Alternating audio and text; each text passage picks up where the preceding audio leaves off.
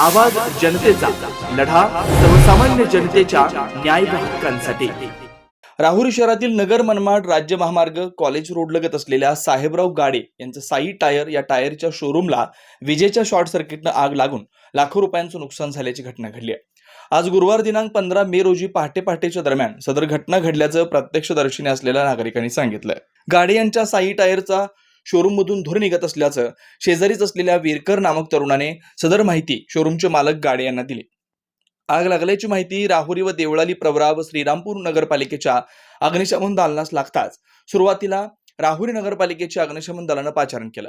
यानंतर देवळाली नगरपालिका, यानंतर श्रीरामपूर नगर परिषदेच्या अग्निशमन पथकाने येऊन या तिन्ही नगरपालिकेच्या अग्निशमन दलानं आग आटोक्यात आणण्याचा प्रयत्न केला। मात्र तब्बल 2 तासानंतर आग आटोक्यात आली।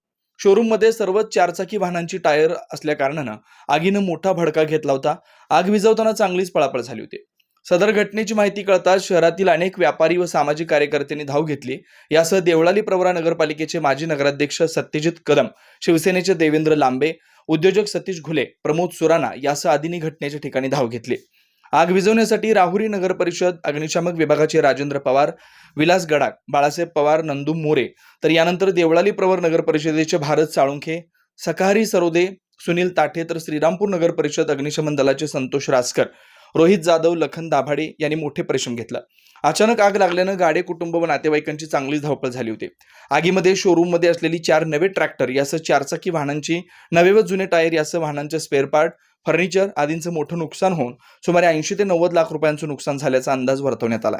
नवनवीन घडामोडी आणि सत्य बातमी पाहण्यासाठी आजच आमच्या YouTube चॅनलला सबस्क्राइब करा, शेअर करा आणि लाईक नक्की करा।